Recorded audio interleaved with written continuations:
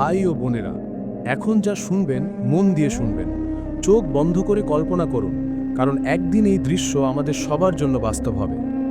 একটি মানুষ মারা গেছে, তার চারপাশে লোকজন কাঁদছে।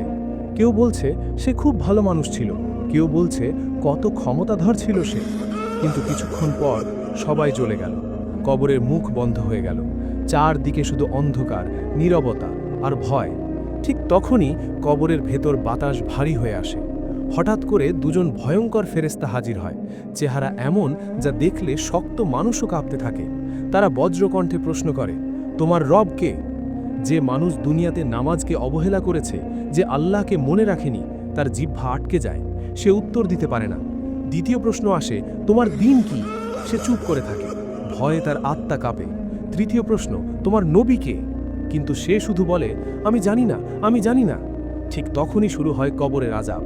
কবর তার শরীর চেপে ধরে, এত জোরে চেপে ধরে যে হাড় একটার ভেতর আরেকটা ঢুকে যায়। সে চিৎকার করতে চায়, কিন্তু তার চিৎকার কেউ শোনে না।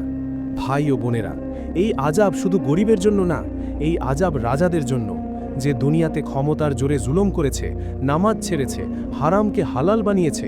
আজ সে কবরে সবচেয়ে অসহায়।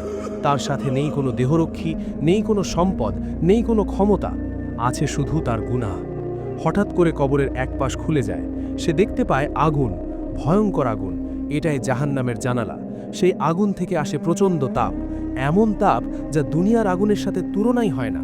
সে বলে, হে আল্লাহ, আমাকে দুনিয়ায় ফিরিয়ে দাও, আমি নামাজ পড়ব, আমি তওবা করব, আমি আর গুনাহ করব না। কিন্তু তখন আর ফেরার পথ নেই। প্রতিদিন প্রতি রাত এই আগুনের তাপ, এই ভয়, এই একাকিত্ব। তার পাশে সাপ, বিচ্ছু, ভয়ঙ্কর আকৃতির। তারা তাকে দংশন করে, সে মরে না, আবার বেঁচে যায়, শাস্তি চলতেই থাকে। তারপর আসে কিয়ামতের দিন। আকাশ ফেটে যায়, পাহাড় উড়ে যায়, মানুষ মাতালের মতো ঘুরে বেড়ায়।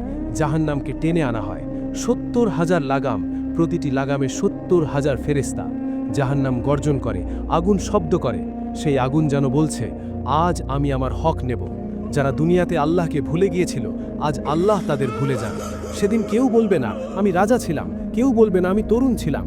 সেদিন শুধু একটাই পরিচয়, তুমি কি আল্লাহর আদেশ মেনেছিলে না মেনোনি। ভাই ও বোনেরা, এখনো সময় আছে, এখনো শ্বাস চলছে। নামাজ শুরু করুন, হারাম ছেড়ে দিন, আল্লাহর দিকে ফিরে আসুন।